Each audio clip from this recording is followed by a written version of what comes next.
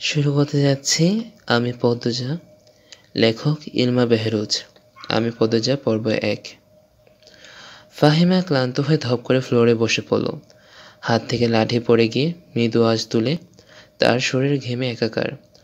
কপালের বিন্দু বিন্দু ঘাম হাতের তালু দিয়ে মুছে বার কয়েক জোরে জোরে নিঃশ্বাস ফেলল। এরপর চোখ তুলে সামনে তাকালো। রিমান্ডে কোনো পুরুষই টিকতে পারে না, সেখানে একটি মেয়ে আজ 4 দিন ধরে রিমান্ডে। তার সামনে চেয়ারে বাঁধা অবস্থায় ঝিমুচ্ছে। 4 দিনে একবারও মুখ দিয়ে টু শব্দ করল না। শারীরিক মানসিক কত নির্যাতন করা হয়েছে, তবু ব্যর্থ হয় আর্তনাদ অবধি করেনি। মনে হচ্ছে একটা পাথরকে পেটানো হয়েছে, যে পাথরে রক্ত ঝরে কিন্তু জবান খোলে না। তখন সেখানে আগমন ঘটে ইন্সপেক্টর তুষারের।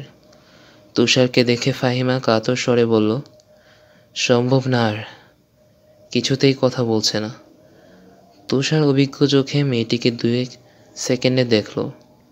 এরপর গম্ভীর কণ্ঠে ফাহিমাকে বলল, আপনি যান। ফাহিমা এলোমেলো পা ফেলে চলে যায়। তুষার একটা চেয়ারে নিয়ে মেয়েটির সামনে বসল। বেশ কিছুক্ষণ চুপ থেকে বলল, আপনার সাথে আজ আমার প্রথম দেখা। মেয়েটি কিছু বলল না, তাকালোও না। তুষা মেয়েটির দিকে সূক্ষ্ম দৃষ্টি মেলে তাকালো। বলল, মা বাবাকে মনে পড়ে? মেয়েটি চোখ তুলে তাকায়। ঘোলাটে চোখ, কাটা ঠোঁট থেকে রক্ত ঝরছে। চোখের চারপাশ গাঢ় কালো, চোখ দুটি লাল।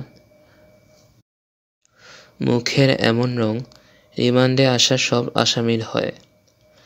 তুষার মুখের প্রকাশভঙ্গি আগের অবস্থায় রেখে আবার প্রশ্ন করল, মা বাবাকে মনে পড়ে? মেয়েটি মাথা নাড়ায়। মনে পড়ে তার। তুষার একটু ঝুঁকে মেয়েটি অসহায় দৃষ্টি মেলে তাকায়। তুষার মেয়েটির হাতে বাঁধন খুলে দিয়ে নির্বিকার ভঙ্গিতে প্রশ্ন ছুড়ল, নাম কি? যদিও তুষার মেয়েটির নাম সহ পুরো ডিটেলস জানে, তবুও জিজ্ঞেস করল। তার মনে হচ্ছে মেয়েটি কথা বলবে। সত্যি তাই হলো। মেয়েটি ভারাক্রান্ত কণ্ঠে নিজের নাম উচ্চারণ করল, পদ্ম। আমি আমি পদ্মজা। পদ্মজা হেলে পড়ে তুষারের ওপর। তুষার দ্রুত দৌড়ে ফেলল। উঁচু কণ্ঠে ফাহিমাকে ডাকল, মিস ফাহিমা, দ্রুত এদিকে আসুন। ফাহিমা সহ আরও 2জন দ্রুত পায়ে ছুটে আসে। 1989 সাল। সকাল সকাল রশিদ ঘটকের আগমনে হেমলতা ভীষণ বিরক্ত হন। তিনি বারবার পই পই করে বলেছেন, পদ্মর বিয়ে আমি এক্ষুনি দেব না, পদ্মকে অনেক বড়াবো। তবু রশিদ উদ্দিন প্রতি সপ্তাহে সপ্তাহে এক এক পাত্রের খোঁজ নিয়ে আসবেন। মেয়ের বয়স আর কতই হলো, মাত্র 16। শামসুল আলমের মেয়ের বিয়ে হয়েছে 24 বছর বয়সে। পদ্মর বিয়েও তখনই হবে। পদ্মর পছন্দ মতো। হেমলতা রশিদকেও দেখেও না দেখার ভান ধরলেন। রশিদ এক দলা থুতু ফেললেন উঠানে। এরপর হেমলতার উদ্দেশ্যে বললেন, বুঝছো পদ্মার মা, এইবার যে পাত্র আনছি এক্কের খাঁটি হীরা। হেমলতা বিরক্ত করা কণ্ঠে বললেন, আমি আমার মেয়ের জন্য পাত্র চাইনি, তবু বারবার কেন আসেন আপনি? যুবতী মাইয়া ঘরে রাহুন ভালো না। মেয়েটি তো আমার, আমাকে বুঝতে দেন না।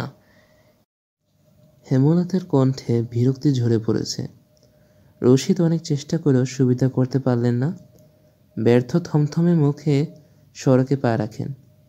প্রতিদিনই কোনো না কোনো পাত্রপক্ষে এসে হাতে টাকা গুঁজে দিয়ে বলবে,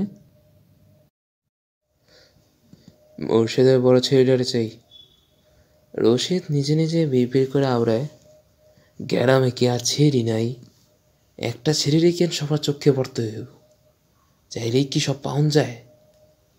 পূর্ণা স্কুলে জামা পরে পদ্মজাকে ডাকলো, আপা, আপা, স্কুলে যাবি না? আপা রে। পদ্মজা পিটপিট করে চোখ খুলে কোনো মতে বলল, না। পরপরই চোখ বুজে ঘুমিয়ে তলিয়ে গেল। পূর্ণা নিরাশা হয়ে মায়ের রুমে আসে। আম্মা, আম্মা, আপা কি স্কুলে যাইব না? হেমলতা বিছানা ঝাড়া রেখে পূর্ণার দিকে কড়া চোখে তাকান। রাগী স্বরে বলেন, যাইব কি? যাবে বলবি? পূর্ণা মাথা নত করে ফেলল। হেমলতার কড়া আদেশ, মেয়েদের পড়াশোনা করাচ্ছে অশুদ্ধ ভাষায় কথা বলার জন্য নয়, শুদ্ধ ভাষায় কথা বলতে হবে। পূর্ণাকে মাথা নত করতে দেখে হেমলতা তৃপ্তি পান। তার মেয়েগুলো মান্যতা চেনে খুবই অনুগত। তিনি বিছানা ঝাড়তে ঝাড়তে বললেন, পদ্মর শরীর ভালো না, সারাত পেটে ব্যথায় কাঁদছে, থাকুক ঘুমাক। পূর্ণার কিশোরী মন বুঝে যায় পদ্ম যা কিসের ব্যথায় কেঁদেছিল। সে রাতে নানা বাড়ি ছিল বলেই জানতো না। ভোরেই চলে এসেছে। নানা বাড়ি হেঁটে যেতে 5 মিনিট লাগে। পূর্ণাকে চুপচাপ দাঁড়িয়ে থাকতে দেখে হেমলতা বললেন, তুই যা, মাথা নিচু করে যাবি মা, নিচু করে আসবি। আচ্ছা আম্মা। পূর্ণা রুমে এসে আয়নার সামনে দাঁড়ালো, নিজেকে খুঁটিয়ে খুঁটিয়ে দেখলো। এরপর গত মাসে মেলা থেকে আনা লাল লিপস্টিক গাঢ় করে ঠোঁটে মাখে। 14 বছরের পূর্ণার ইদানিং খুব সাজতে ইচ্ছে করে। হেমলতা সেজে গুজে স্কুলে যাওয়া পছন্দ করেন না বলে পূর্ণা আজ লিপস্টিক মাখেনি। টিন দেয়ালের কাঠের ঘড়ির কাঁটায় সকাল 10টা বাজলো মাত্র। এখনও পদ্মজা উঠল না। হেমলতা মেয়েদের রুমে ঢুকেন। পদ্মজা 2 হাত ভাঁজ করে ঘুমোচ্ছে। জানালার পর্দা ভেদ করে আসা আলতো পেলব রোদ্দুরের স্পর্শে পদ্মজার মসৃণ পাতলা ঠোঁট, ফর্সা ত্বক চিকচিক করছে। হেমলতা বিসমিল্লাহ বলে 3 বার ফু দেন মেয়ের শরীরে। গুণরচনা বলেন, মায়ের নজর লাগে বেশি, নজর কাটাতে বিসমিল্লাহ বলে ফু দিতে হয়। হেমলতার মায়া লাগছে পদ্মজার ঘুম ভাঙাতে।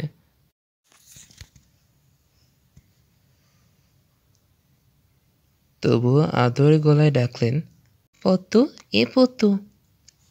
পদ্মজা চোখ খুলে মাকে দেখে দ্রুত উঠে বসে। যেদিন ঘুম থেকে উঠতে দেরি হয় সেদিনই হেমলতার ডাকেও তুললেন। পদ্মজা অপরাধী কণ্ঠে প্রশ্ন করল, বেশি দেরি হয়ে গেছে আম্মা? সমস্যা নেই, মুখ দিয়ে খেতে আয়। পদ্মজা দ্রুত কলপারে গিয়ে ব্রাশ করে মুখ দ্রুত করে। হেমলতার শিক্ষকের মেয়ে, তাই তার মধ্যে নিয়ম নীতির প্রভাব বেশি। মেয়েদের শক্তপোক্ত নিয়মে রেখে বড় করেছেন। পদ্মজা রান্নাঘরে ঢুকিয়ে দেখল প্লেটে খাবার সাজানো। সে মৃদু হেসে প্লেট নিয়ে টেবিলে গিয়ে বসল। তখন হেমলতা আসেন। পদ্ম দ্রুত ওড়না দিয়ে মাথা ঢাকে। হেমলতার দেওয়া আরেকটা নিয়ম, খাবারের সময় মাথা ঢেকে খেতে হবে। পদ্মজা নিশ্চুপ থেকে শান্ত ভঙ্গিতে খেতে থাকলো। হেমলতা মেয়েকে সহজ কণ্ঠে বললেন, তাড়াহুড়ো করছিস কেন? মুক্তিতে গিয়ে চুল ভিজিয়ে এসেছিস, খেয়ে দিয়ে রোদে বসে চুলটা শুকিয়ে নিবি। আচ্ছা আম্মা। আম্মা, পূর্ণা প্রেমা আসেনি? পূর্ণা আসছে, স্কুলে গেছে। প্রেমা দুপুরে আসবো। আম্মা, আব্বা কবে আসবেন? পদ্মজার প্রশ্নে হেমলতা দাঁড়িয়ে পড়লেন। শুকনো গলায় জবাব দেন, জানি না, খাওয়ার সময় কথা বলতে নেই। হেমলতা চলে যেতে পদ্মজার চোখ থেকে টুপ করে 1 ফোঁটা জল পড়ে পাতে। পদ্মজা দ্রুত হাতের উল্টো পাশ দিয়ে চোখে জল মুছে। পদ্মজার জীবনে জন্মদাতা আছে ঠিকই, কিন্তু জন্মদাতার আদর নেই। সে জানে না তার দোষটা কি, কেন নিজের বাবা বাকি বোনদের আদর করলেও তাকে করেন না। কথা অবধি বলেন না। 2 বার মাকে জিজ্ঞেস করেছে সে, আমি কি তোমাদের সত্যিকারের মেয়ে আম্মা? সন্তান হয় না বলে কি দত্তক এনেছিলে? আব্বা কেন আমাকে এত অবহেলা করেন? ও আম্মা, বলো না। হেমলতা তখন নিশ্চুপ থাকেন। অনেকক্ষণ পর বলেন, তুই আমার গর্বের সন্তান, আর তোর বাবারই মেয়ে। এখন যা, পড়তে বস, অনেক পড়তে হবে তোর। ব্যাস, এটুকুই। এর বেশি কিছু বলেন না হেমলতা। পদ্মজার কেন জানি মনে হয় একদিন হেমলতা নিজ থেকে খুব গোপন কোনো কথা বলবেন, তবে সেটা যেন সহ্য করার মতো হয়। এই দোয়া সারাক্ষণ করে সে। এত কি ভাবছিস, তাড়াতাড়ি খেয়ে ওঠ। হেমলতার কথায় পদ্মজার ভাবনার সুতো ছিল। দ্রুত খেয়ে উঠবে। আজ আমের আচার বানানোর কথা ছিল। সন্ধ্যা কাটাতেই বিদ্যুৎ চলে গেল। কয়েক মাস হলো গ্রামে বিদ্যুৎ এসেছে। ৮ গ্রাম মিলে আনন্দপুর। তাদের গ্রামের নাম আটপাড়া। প্রতিদিন নিয়ম করে সন্ধ্যা রাত থেকে ৩ ঘন্টা গ্রাম অন্ধকার তলিয়ে থাকে। আর সারাদিন তো বিদ্যুতের নামগন্ধ থাকে না। বিদ্যুৎ দিয়ে লাভটাই কি হলো? পদ্মজা, পূর্ণা, প্রেমা ৩ বোন একসাথে পড়তে বসেছিল। বাড়ি অন্ধকার হতে ৯ বছরের প্রেমা খামচে ধরে পদ্মজার ওড়না। পদ্মজা মৃদু স্বরে ডাকল, আম্মা, আম্মা, আয় টর্চ নিয়ে যা। হেমলতা আহ্বানে পদ্মজা উঠে দাঁড়ালো। অন্ধকার খুব ভয় পায়। পদ্মজার ওড়না ছেড়ে পূর্ণার হাত চেপে ধরে। টর্চ নিয়ে রুমে ঢোকার মুহূর্তে পদ্মজা গেট খোলার আওয়াজ পেল। উকি দিয়ে হানিফকে দেখে সে দ্রুত রুমে ঢুকে পড়ল। হানিফ পদ্মজার সৎ মামা। বাবু, বাড়ি অন্ধকার কেন? বাতিটাতি জ্বালাও। হানিফের কণ্ঠ।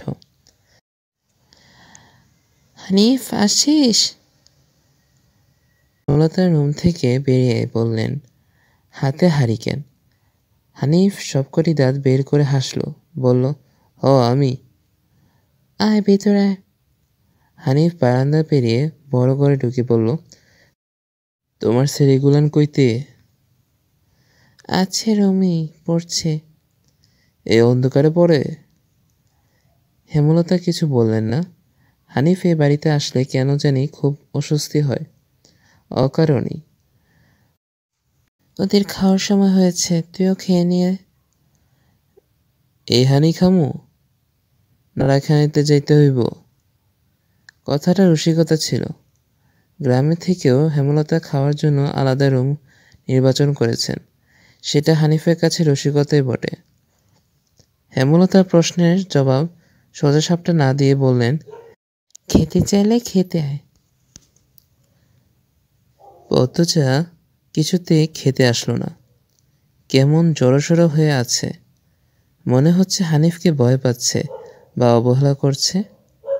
হানিফ ৬ বছর সৌদিতে ছিল। ৩ মাস হলো দেশে ফিরেছে।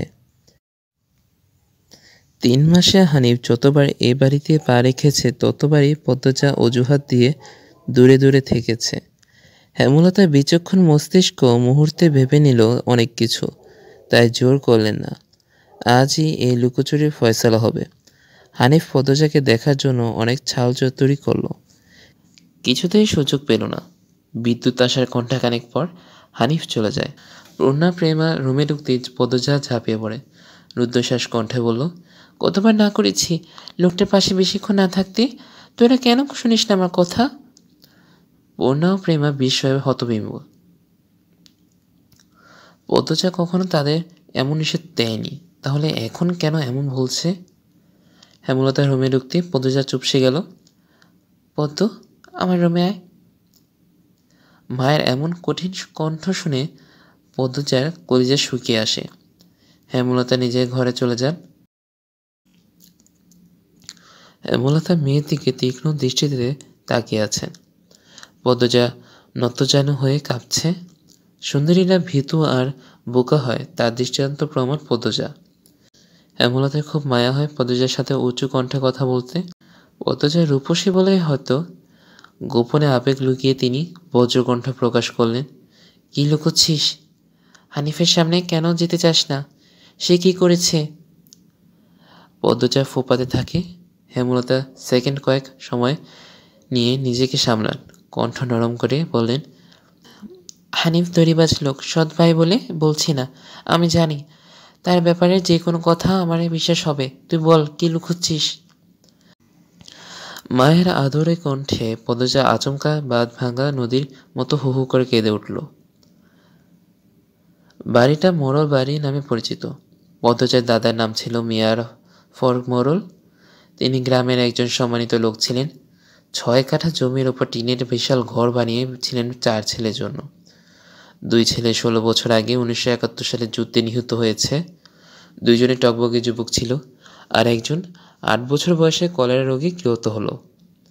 বাকি রইল মোর্শেদ মোড়ল। বর্তমানে এই বাড়ি মোর্শেদের অধীনে। যদিও তিনি থাকেন না সবসময়। পুরো বাড়ির চারপাশ জুড়ে গাছগাছালি, বাড়ির পিছনে নদী। রাত ৯টা বাজলেই পরিবেশ নিষিদ্ধ রাতের রূপ ধারণ করে। রাতের নির্জন প্রান্তের ঝিঝি পোকার ঢাকে ছেয়ে গেছে। ঝিঝি পোকার সাথে পদ্মজার ভাঙা কান্না মিলেমিশে ভৌতিক পরিবেশের সৃষ্টি করছে। মনে হচ্ছে কোনো আত্মা তার ইহজীবনে না পাওয়া কোনো বস্তুর শোকে এমন মরা সুর ধরেছে। হেমলতা পদ্মজাকে টেনে পাশে বসান। পদ্মজার ডান হাতে উল্টো পাশ দিয়ে চোখে জল মুছে হেমলতাকে বলল, মামা সৌদিতে যাওয়ার আগের দিন আমাদের সবার দাওয়াত ছিল না নানা বাড়ি? খালামণি ভাই বোনের এসেছিল। সেদিন ঢাকা থেকে যাত্রার লোক আসছিল স্কুলে, মনে আছে আম্মা? আছে। ওঠানে ধপ করে একটা আওয়াজ হয়। হেমলতা পদ্মজা কেঁপে উঠল। পূর্ণা প্রেমা দরজার কান পেতে রেখেছিল মা বোনের কথা শুনতে। হুট করে কিছু পড়ে যাওয়ার আওয়াজ হওয়াতে দুজন ভয় পেয়ে যায়। দরজা ঠেলে হুড়মুড়িয়ে রুমে ঢুকে পড়ে। হেমলতা বড় মেয়ের সাথে গোপনে বৈঠক ভেঙে দ্রুত পায়ে বারান্দায় এসে দাঁড়ান। উঠানে বিদ্যুৎ নেই, হারিকেন জ্বালানো। পিছনে ৩ মেয়ে এসে দাঁড়িয়েছে। একজন মায়ের ৩ মেয়ে নিয়ে একা এত বড় বাড়িতে বাস করা যুদ্ধ বটে। হেমলতা গলা উঁচিয়ে প্রশ্ন করলেন, কে কে ওখানে? আমি। চিরপরিচিত এই কণ্ঠ চিনতে হেমলতার বিড়ম্বনা হলো না। তিনি ব্যস্ত পায়ে উঠোনে নেমে আসেন। গেটের পাশে মোর্শেদ মোড়ল পড়ে রয়েছেন, গায়ে চাদর। হাঁপড়ের মতো বুক ওঠানামা করছে তার, যেন দম ফুরিয়ে যাচ্ছে। হেমলতা ২ হাতে মোর্শেদকে আঁকড়ে ধরলেন। পদ্মজা পূর্ণ দৌড়ে আসে। মোর্শেদের এমফাইসিমা রোগ আছে। এই রোগে অল্প চলাফেরাতেই শ্বাস টানের উপক্রম হয় এবং দম ফুরিয়ে যায়। শ্বাস নেবার সময় গলার শিরা ভরে যায়। ৩ মা মেয়ে মোর্শেদকে ধরে রুমে নিয়ে আসে। মোর্শেদ এভাবে হুটহাট করে বাড়ি ফেরে, কখনো কাক ঢাকা ভরে, কখনো নিশীথ রাতে, বা কখনো কাঠফাটা রোদে। পড়ছিলাম আমি পদ্মজা প্রথম পর্বটি। আপনারা যারা ইউটিউব থেকে শুনছেন তারা চাইলে আমাদের ফেসবুক পেজটি ফলো করে আসতে পারেন, আর যারা ফেসবুক থেকে শুনছেন তারা চাইলে আমাদের ইউটিউব চ্যানেল বই বিকেলে সাবস্ক্রাইব করে আসতে পারেন। ধন্যবাদ। আগামী পর্বে আমরা দ্বিতীয় পর্বটি নিয়ে আসার চেষ্টা করব।